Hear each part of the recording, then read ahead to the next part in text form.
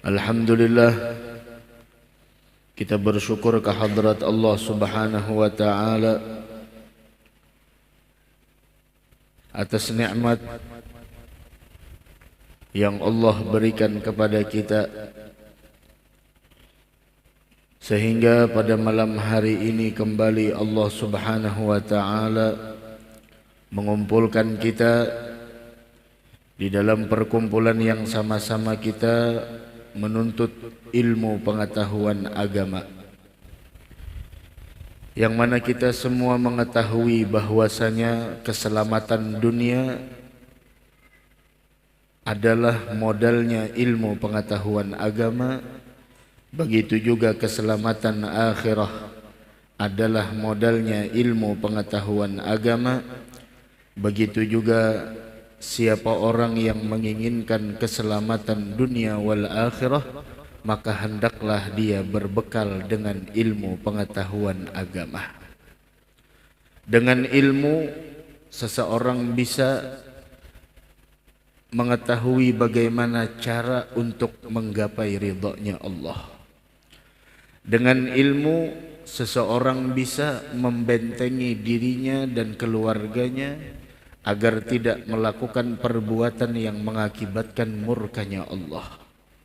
Dengan ilmu seseorang mampu menggapai ridhonya Allah Subhanahu wa taala dengan cara melakukan segala apa yang telah dibawa oleh Nabi kita Muhammad sallallahu alaihi wa ala alihi wa sahbihi wasallam. Karena ketahuilah, setiap orang yang beribadah tanpa ilmu pengetahuan agama, maka ibadahnya tersebut ditolak dan tidak diterima oleh Allah Subhanahu wa taala. Dari karenanya modal di dalam menghambakan diri kepada Allah Subhanahu wa taala adalah ilmu pengetahuan agama. Sehingga orang yang menempuh suatu jalan di dalam menuntut ilmu pengetahuan agama, maka Allah mudahkan baginya langkah untuk menuju surganya Allah Subhanahu wa taala. Mudah-mudahan kita diberikan keistiqamahan oleh Allah Subhanahu wa taala. Amin amin ya rabbal alamin. Allah Subhanahu wa taala berfirman di dalam Al-Qur'an, wailul lil mutaffifin alladzina idza iktalu 'alan nasi yastawfun wa idza kaluhum aw wazanuhum yukhsirun ala yadhunnu ulaika annahum mab'utsuna liyaumin 'adzim yauma yaqumun nasu lirabbil alamin.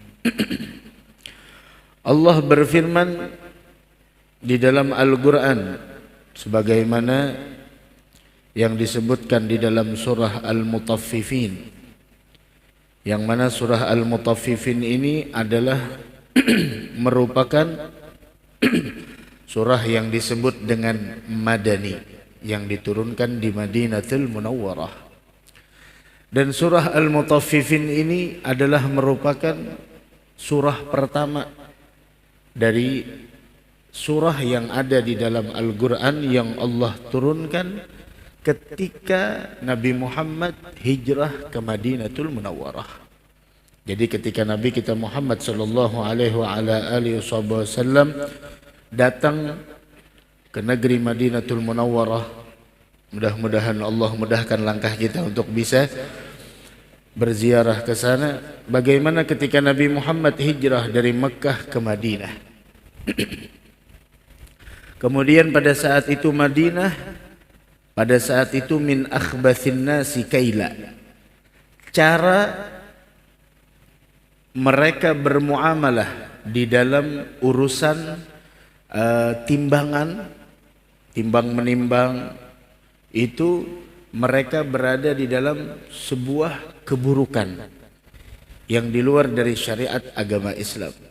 Sehingga diturunkan oleh Allah Subhanahu wa taala surah Al-Mutaffifin, dan ini adalah surah pertama yang Allah turunkan ketika Nabi Muhammad berada di Madinatul Munawwarah. Nah, otomatis ketika urusan muamalah di dalam urusan timbangan itu ada merugikan orang lain, di sini kita bisa mengambil sebuah kesimpulan bahwa setiap tindakan, setiap perilaku yang merugikan orang lain itu adalah sangat dibenci oleh Allah.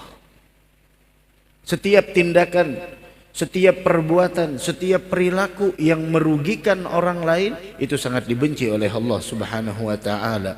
Menipu dan lain sebagainya, sampai Nabi Muhammad mengatakan man ghasyana falaysa minna. Siapa orang yang menipu di antara kita, maka sungguh dia bukan bagian dari kita. Kenapa? Karena menipu itu adalah merugikan orang lain. Wah, kita hidup jangan sampai merugikan orang lain. Kita ini hidup harus bermanfaat buat orang lain, bukan merugikan orang lain. Dari karenanya Rasul mengatakan khairun nas anfa'uhum linnas. Sebaik-baik manusia adalah orang yang hidupnya tidak merugikan orang lain. Selalu dimanapun dia berada, dia bermanfaat buat orang lain. Nah, ketika surah Al-Mutaffifin ini diturunkan oleh Allah Subhanahu wa taala, ketika diturunkan ini ayat oleh Allah Subhanahu wa taala, fa ahsanul kail. Ketika mereka mendengar ayat yang diturunkan oleh Allah kepada Nabi kita Muhammad sallallahu alaihi wasallam, maka setelah itu para penduduk Madinah mereka menjadi baik cara urusan takar menakar, timbang menimbang jadinya menjadi baik. Kenapa? Karena mereka mendengar sebuah ayat yang diturunkan kepada Nabi kita Muhammad sallallahu alaihi wasallam, wailul lil mutaffifin. Ada kalimat wail.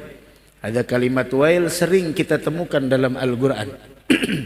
Di antaranya wailul lil mutaffifin, di antaranya wailul likulli humazatin lumazah. Ada lagi di antaranya fawailul lil musallin alladzina hum an salatihim sahun. Begitu di dalam Al-Qur'an wail. Kalau diartikan secara bahasa, wailul lil mutaffifin ini adalah celaka. Wailul lil mutaffifin, celaka kata Allah bagi orang yang curang dalam urusan takaran, curang dalam urusan timbangan. Dari karenanya kalau kita ingin berdagang harus tahu dulu ilmunya. Sampai Sayyidina Umar ketika di era kepemimpinan beliau mengatakan siapa orang yang ingin ikut berinteraksi di pasarnya kita, jangan masuk terlebih dahulu melainkan dia faham urusan agama tentang bagaimana jual beli yang benar. Ini adalah sebuah sebuah pencapaian yang sangat luar biasa. Tidak boleh ada orang yang ikut jual beli, transaksi jual beli di pasarnya kita, melainkan dia paham terlebih dahulu bagaimana urusan jual beli menurut agama kita. Jangan sampai pada akhirnya merugikan orang lain. Dari karenanya bagaimana ahallallahul bai'a wa harramar riba. Allah menghalalkan jual beli dan Allah mengharamkan riba. Kenapa? Karena di dalam jual beli tidak ada yang merugi. Kita mendapatkan barang, kemudian yang punya barang mendapatkan uang. Sedangkan riba, meskipun kita mendapatkan uang, tapi kita harus mengganti dengan jumlah yang lebih banyak.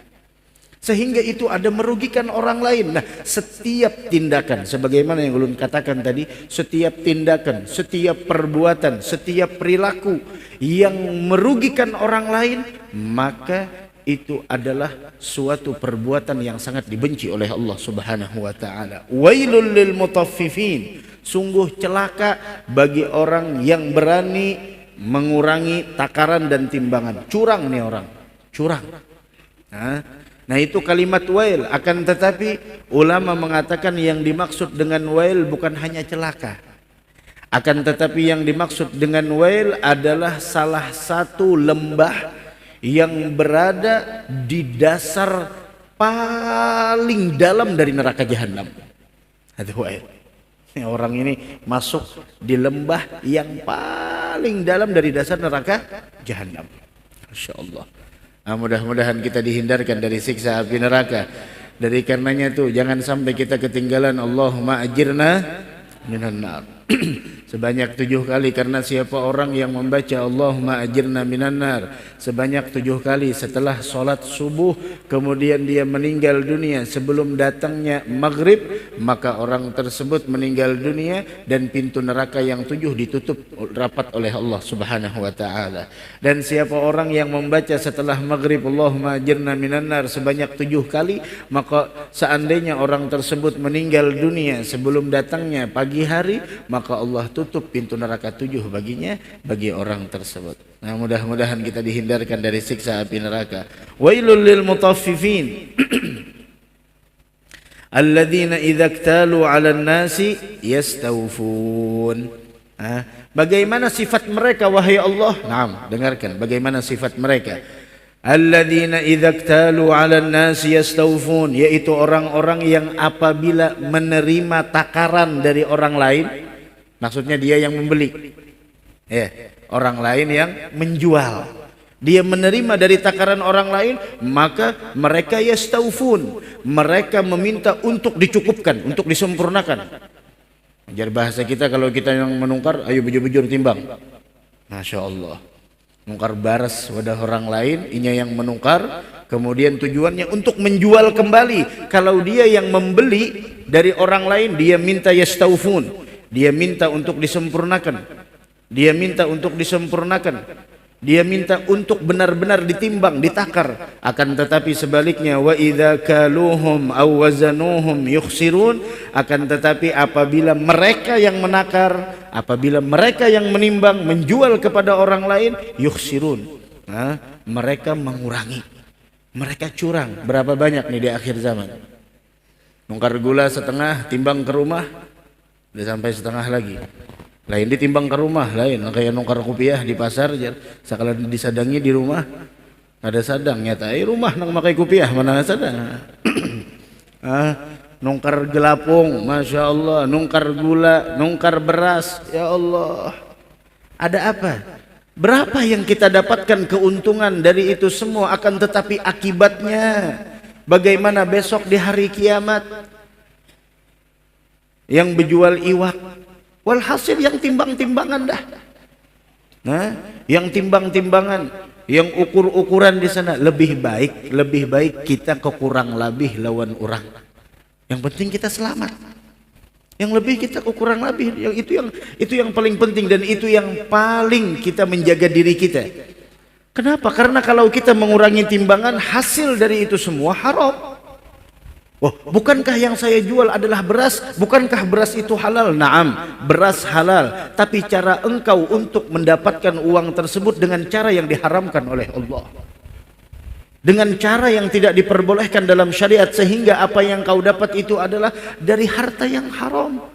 Engkau bawa pulang ke rumah, engkau berikan harta tersebut kepada istrimu, kemudian membeli ikan, kemudian ikannya dimakan dan seluruh keluargamu makan. Bukankah mereka memakan dari transaksi harta yang haram? Kalau sudah sesuatu yang haram masuk ke dalam perut kita, apa kata Nabi Muhammad? Man akala halalan ata'at jawarihuhu sya'a am aba. Siapa orang yang memakan makanan dari hasil yang halal, maka anggota tubuhnya bakal mudah melakukan ketaatan. Tapi sebaliknya, waman akala haraman, siapa orang yang memakan makanan dari transaksi yang haram, maka asad jawarihuhu sya'at am abad, maka anggota tubuhnya akan menjadi mudah untuk melakukan kemaksiatan, mau dia di sana menginginkan atau tidak, secara otomatis anggota tubuhnya mudah melakukan kemaksiatan. Mudah-mudahan Allah peliharakan kita semua insyaallah. Dari karenanya, kalau kita benar-benar beriman kepada Allah, maka kita harus memperhatikan setiap uang yang kita dapatkan dari hasil yang diridhoi oleh Allah atau tidak, dari hasil yang diperbolehkan oleh Allah di dalam bertransaksi atau tidak. Wailul lil mutaffifin alladzina idza iktalu 'alan nas yastawfun wa idza kaluhum aw wazanuhum, apabila mereka yang menakar, apabila mereka yang menimbang untuk orang lain, yukhsirun, mereka itu merugikan orang lain. Banyak di akhir zaman nukar minyak, Nungkar apa lagi? Walhasil yang bertimbang-timbangan dah. Hah? Ayo taubat. Taubat kepada Allah. Jangan kita main curang. Jangan kita main curang. Nah, apa kata Allah setelah itu? Setelah Allah mengatakan wa idza kaluhum aw wazanuhum yukhsirun. Kemudian Allah mengatakan ala yadhunnu ulaika annahum mab'utsun? Ala yadhunnu, apakah mereka mengira? Ala yadhunnu ulaika annahum mab'utsun? Apakah mereka mengira bahwa apa yang mereka lakukan tersebut bahwasanya mereka nantinya sungguh besok akan dibangkitkan di hadapan Allah? Orang yang berbuat curang, orang yang merugikan orang lain, apapun itu bentuknya kecurangan, apapun itu bentuknya di dalam merugikan orang lain, katakan kepada mereka, ala yadhunnu ulaika annahum mab'utsun?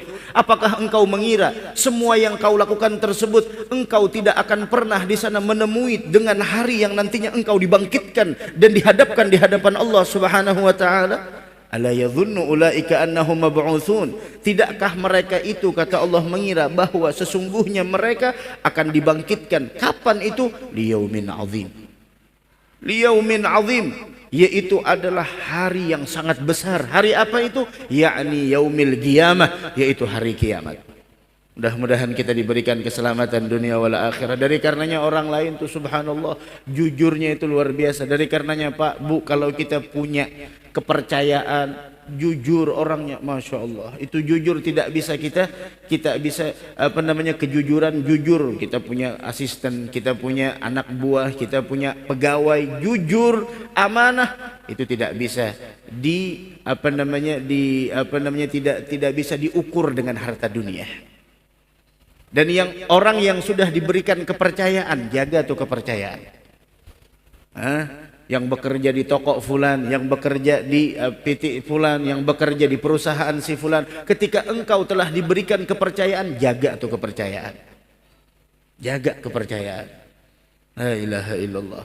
Liyaumin azim yauma yaqumun nasu lirabbil alamin. Hari apa hari tersebut?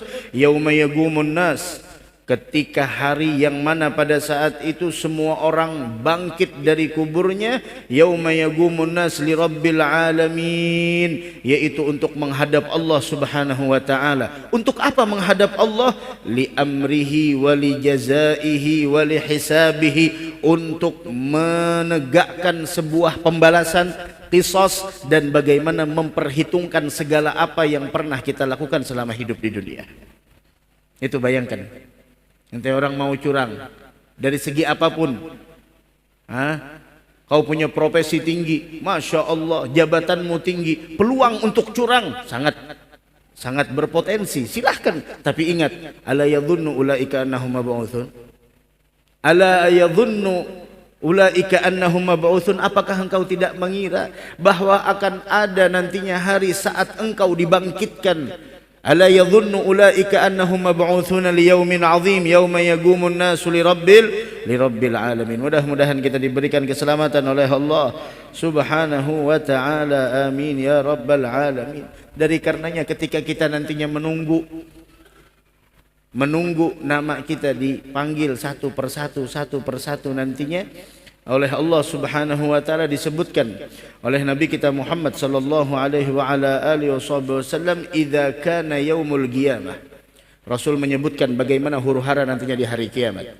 Apabila terjadi nantinya hari kiamat, maka udniyatis syamsu minal ibad, matahari didekatkan dengan hamba-hamba Allah, hatta takun, maka sehingga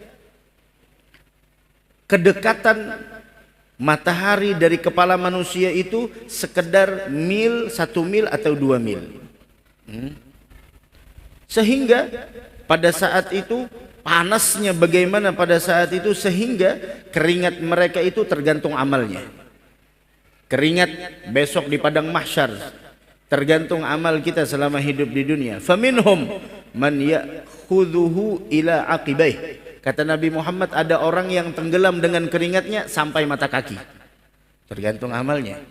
Wa minhum man ya'khudhuhu ila rukbatayhi, ada orang yang ditenggelamkan oleh keringatnya sampai lututnya. Wa minhum man ya'khudhuhu ila higwayhi, ada orang yang sampai pinggangnya. Ada orang yang sampai yuljimuhu iljama, ada orang yang mana di sana tenggelam dengan keringatnya, sampai Nabi Muhammad mengisyaratkan orang tersebut ditenggelamkan dengan jari jemari beliau seperti ini, ditenggelamkan orang tersebut tenggelam dengan keringatnya. Kenapa? Al-araq, pada saat itu fayakunu fil arqi bigadri a'malihim, maka keringat mereka tersebut tergantung bagaimana perbuatan mereka selama di dunia.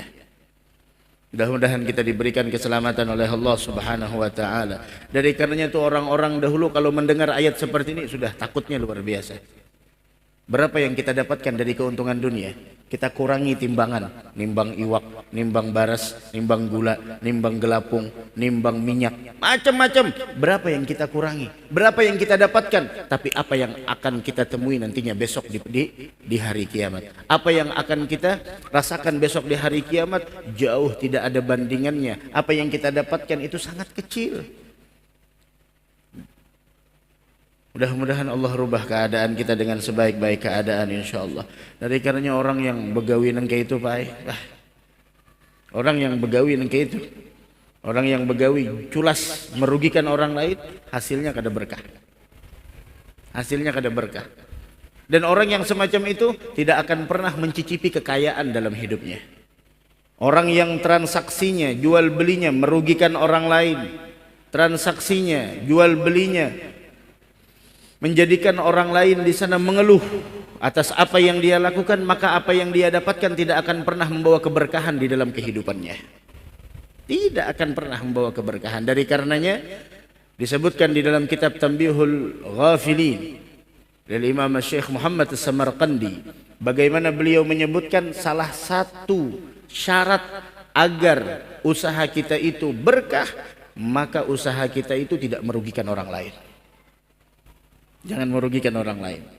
Apapun usaha kita, jangan merugikan orang lain. Jangan merugikan orang lain. Kemudian Nabi kita Muhammad sallallahu alaihi wasallam menyebutkan tentang sebuah hadis. Khamsun bi khamsin. Kata Nabi Muhammad, ada 5 perbuatan yang mengakibatkan 5 perkara lainnya. Ini ada 5 perbuatan yang apabila dilakukan maka akan mengakibatkan 5 perkara lainnya yang akan kita rasakan di dalam kehidupan kita selama hidup di dunia. Yang pertama, Nabi kita Muhammad SAW ketika Abdullah bin Abbas radhiyallahu taala anhuma wa ardahuma, ketika beliau di sana mendengar tentang hadis Nabi kita Muhammad sallallahu alaihi wasallam, khamsun bi khamsin, ada 5 perbuatan yang mana itu mengakibatkan turunnya 5 musibah, turunnya 5 malapetaka. Maka Abdullah bin Abbas mengatakan, ya Rasulullah, wa ma khamsun bi khamsin, apa itu 5 perkara perbuatan yang mengakibatkan turunnya 5 bala? Dan kita semua tahu tidak ada bala yang Allah Subhanahu wa taala turunkan kepada kita melainkan itu semua adalah akibat daripada dosa kita. Semua malapetaka, semua musibah yang menimpa kita itu adalah akibat dari dosa dan kesalahan yang kita lakukan. Mudah-mudahan Allah berikan keafiatan kepada kita semua insyaallah. Amin ya rabbal alamin. Dari karena itu mudah-mudahan dari karenanya jangan sampai jangan sampai kita hidupnya kita menjadikan orang lain mendapatkan malapetaka dikarenakan perbuatan kita. Disebutkan di dalam Al-Quran bahwasanya Allah Subhanahu wa taala berfirman di dalam Al-Quran, wa ma asabakum min musibatin illa biiznillah. Yang pertama, tidak ada musibah yang menimpa kalian melainkan semuanya itu adalah dengan izin Allah Subhanahu wa taala. Dari ayat yang lain Allah Subhanahu wa taala berfirman di dalam Al-Qur'an bahwasanya wa ma asabakum min musibatin illa bima kasabat aydikum wa ma asabakum min musibatin fabima kasabat aydikum wa ya'fu an katsir. Dalam sebuah ayat, wa ma asabakum min musibatin, tidak ada musibah yang menimpa kalian, sebagaimana yang disebutkan dalam surah Asy-Syura, wa ma asabakum min musibatin, dan musibah apapun yang menimpa kalian maka semua itu adalah karena perbuatan tangan kalian sendiri. Fabima kasabat aydikum wa ya'fu an katsir, dan Allah memaafkan banyak dari kesalahan kalian.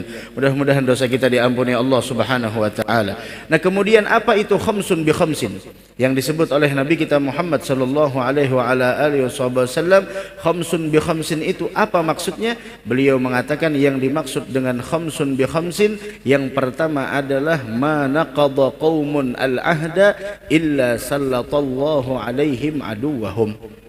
Yang pertama, Allah Subhanahu wa taala menyebutkan melalui lisan Nabi kita Muhammad sallallahu alaihi wa ala alihi wasallam, tidaklah suatu kelompok yang melanggar janji-janji mereka melainkan Allah akan membiarkan kaum itu dikuasai oleh musuhnya. Ini yang pertama, melanggar janji. Kemudian yang kedua, wa ma hakamu bighairi ma anzalallah illa fasha fihimul fagr. Yang kedua, ketika mereka memutuskan suatu perkara, akan tetapi mereka putuskan suatu perkara dengan hukuman yang tidak sesuai dengan apa yang telah diturunkan oleh Allah Subhanahu wa taala, maka akan menyebar luas kefakiran di kalangan mereka. Orang pada saat ini mengadu kefakiran, Masya Allah, angkanya semakin melonjak. Kefakiran semakin merajalela, kefakiran semakin banyak, angka kefakiran tidak pernah menurun. Kenapa? Karena kita mengabaikan hukum Allah. Ketika kita mengabaikan hukum Allah Subhanahu wa taala, maka ketahuilah kefakiran tidak akan pernah selesai. Akan tetapi ketika kita berjalan di jalannya Allah, ketika kita menerapkan hukum sesuai dengan hukum yang telah diturunkan oleh Allah Subhanahu wa taala, maka janji Nabi kita Muhammad sallallahu alaihi wasallam, kefakiran tersebut akan menurun. Akan tetapi selama sebuah hukum diterapkan tanpa dengan hukum yang telah diturunkan oleh Allah Subhanahu wa taala, illa fasha fihimul fagr, melainkan kefakiran menyebar luas di antara mereka. Yang kedua. Yang ketiga, kata Nabi Muhammad sallallahu alaihi wasallam, wa ma dhaharat fihimul fahisha illa fasha fihimul maut. Dan tidaklah perzinahan mulai menyebar luas di kalangan mereka, melainkan akan tersebar luasnya bahaya-bahaya kematian. Virus merajalela, seperti taun. Bahkan disebutkan bahwasanya yang dimaksud dengan illa fasha fihimul maut, bahkan wa ma dhaharat fihimul fahisha illa anzalallahu bihimut ta'un. Virus merajalela, menyebar. Berapa banyak orang yang meninggal karena virus, meninggal ini, meninggal itu dan sebagainya. Mudah-mudahan diberikan keafiatan oleh Allah Subhanahu wa taala. Kemudian yang ketiga, disebutkan oleh Nabi kita Muhammad, wala taffaful mikyal illa muni'un nabat wa ukhidhu bisinin. Dan tidaklah seseorang yang berani berbuat curang dalam takar dan timbangan, melainkan mereka akan diberikan sebuah musibah oleh Allah, muni'un nabat, gagal panen. Gagal panen jadinya.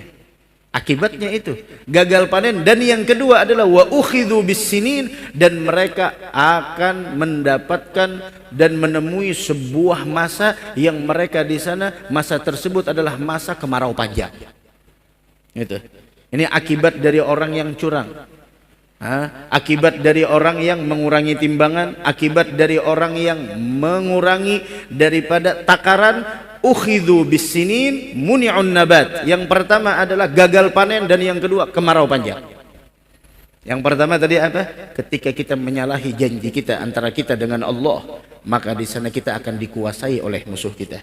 Ketika penerapan hukum selain hukum yang telah diturunkan oleh Allah, melainkan kefakiran menyebar luas. Yang ketiga, ketika kita berani curang dalam ukuran, dalam masalah takaran dan timbangan, melainkan di sana Allah akan menimpakan kepada kita, yaitu adalah gagal panen, dan yang kedua yaitu adalah kemarau panjang. Yang keempat,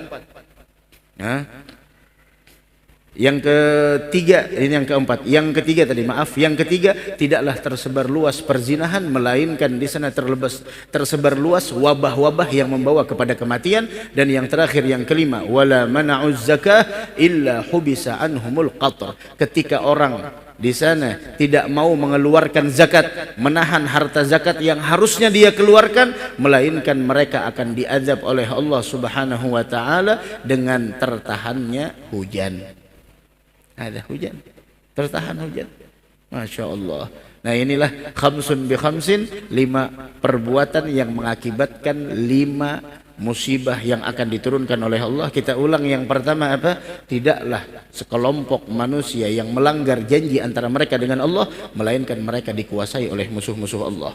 Yang kedua, tidaklah mereka di sana memberikan atau menerapkan sebuah hukum selain apa yang telah diterapkan oleh Allah, selain apa yang telah diturunkan oleh Allah, tidak sesuai dengan apa yang telah diturunkan oleh Allah, melainkan di sana semakin menyebar luas kefakiran. Dan tidaklah menyebar luas sebuah perzinahan, melainkan tersebar luas wabah-wabah yang membawa kepada kematian. Dan tidaklah mereka berani curang dalam urusan takaran dan timbangan, melainkan Allah akan menimpakan kemarau yang panjang. Dan mereka apabila di sana mempunyai sebuah usaha di dalam tanam menanam, maka pada saat itu mereka gagal panen. Dan yang kelima adalah, yaitu tidaklah mereka ketika berani tidak mau mengeluarkan zakat, melainkan hubisa anhumul qatr. Allah Subhanahu wa taala akan menahan hujan atas mereka, hujan untuk mereka, yaitu terjadi kemarau yang sangat panjang. Dan ini hadis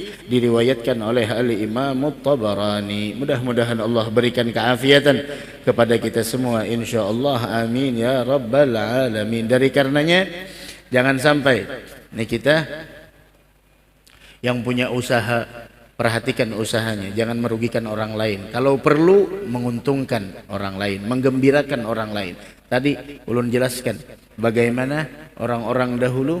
Tadi Selasa sore tadi, setelah asar tadi ulun jelaskan bagaimana Imam Muhammad ibn al-Munkadir ketika beliau punya toko dan beliau berjual baju.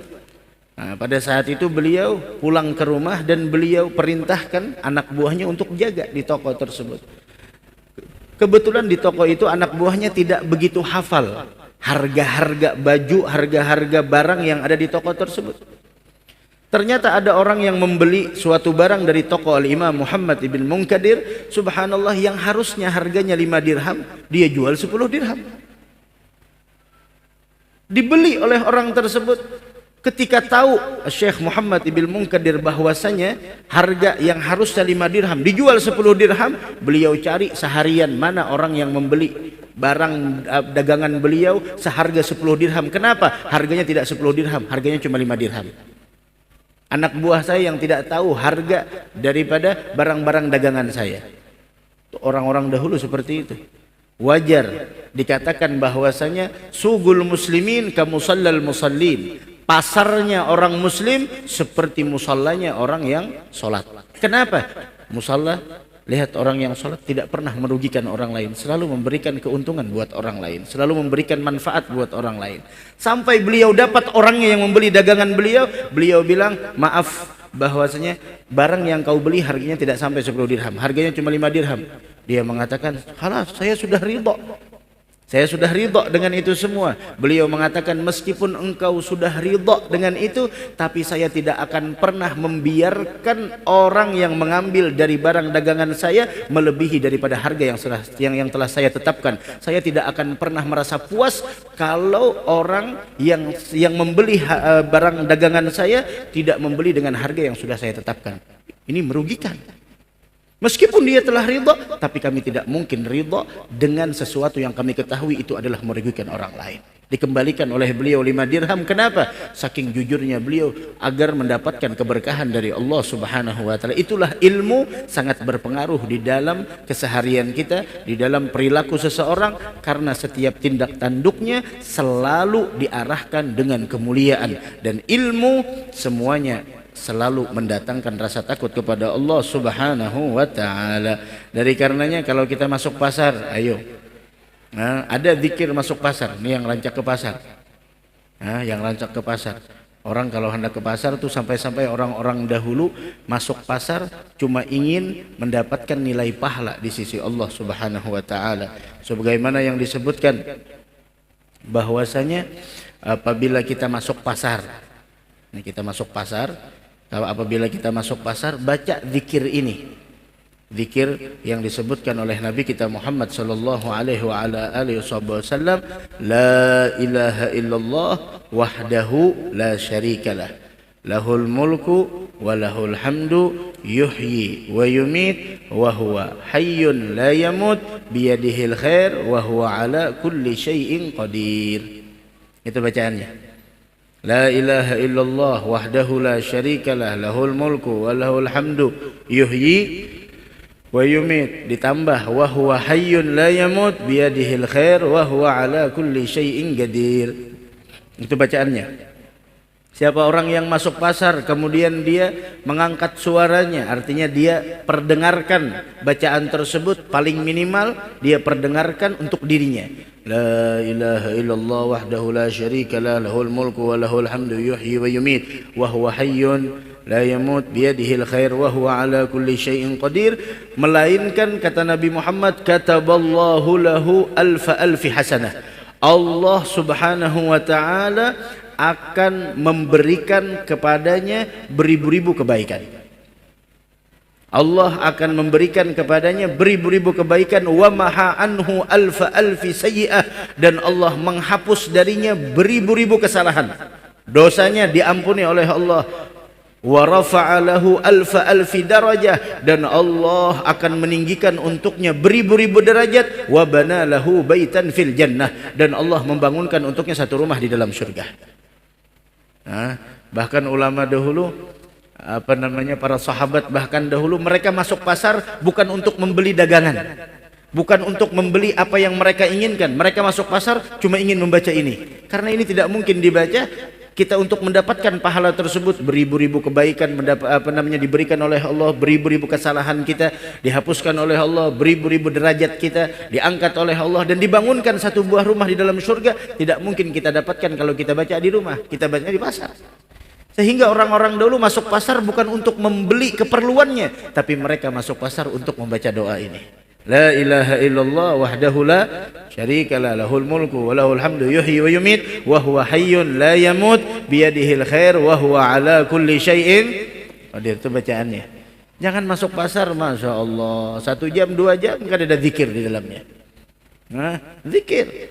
Baru masuk pasar langsung la ilaha illallah wahdahu la syarikalah, lahul mulku wa lahul hamdu, yuhyi wa yumit wa huwa hayyun la yamut, biyadihil khair wa huwa ala kulli syai'in qadir. Khalas, dapat pahala beribu-ribu pahala. Dosa kita beribu-ribu dosa diampuni, derajat kita beribu-ribu derajat diangkat di sisi Allah, dan satu buah rumah dalam surga. 2 langkah 3 langkah baca lagi la ilaha illallah wahdahu la syarikalah, lahul mulku wa lahul hamdu, yuhyi wa yumit wa huwa hayyun la yamut, biyadihil khair wa huwa ala kulli syai'in qadir. Dapat lagi pahalanya.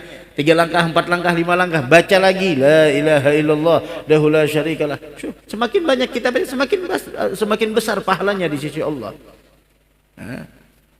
Innallaha la yamillu hatta tamallu. Allah tidak pernah bosan memberikan anugerahnya kepada kita sampai kita sendiri yang bosan dan jenuh di dalam beramal dan beribadah kepada Allah Subhanahu wa taala. Dan perbendaharaan Allah sangat luas. La ilaha illallah. Nah, mudah-mudahan Allah berikan taufik dan hidayah kepada kita semua, insyaallah, amin ya rabbal alamin. Dari karenanya Abdullah bin Umar, beliau mengatakan kepada para pedagang, ittaqillah wa aufil kaila wal wazn. Para pedagang, takwalah kalian kepada Allah, takwalah kalian kepada Allah, dan sempurnakanlah timbangan dan takaran.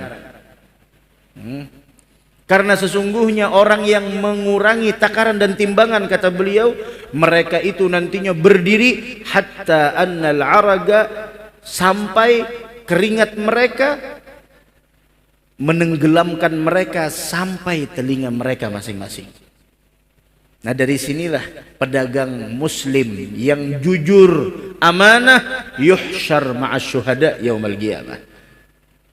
Ini pedagang, orangnya di pasar, tapi dia muslim, tapi dia jujur, tapi dia amanah, tidak pernah berkhianah. Yuhsyar ma'as syuhada yaumal qiyamah. Besok dia bakal dibangkitkan oleh Allah, dikumpulkan dengan para syuhada nantinya di hari kiamat. Tapi yang jujur, yang amanah, jangan merugikan orang lain. La ilaha illallah. Begitu juga pedagang-pedagang yang ukuran masalah kan tadi takaran dan timbangan. Begitu juga ukuran kain, yang berjual kain, dagang kain, hati-hati.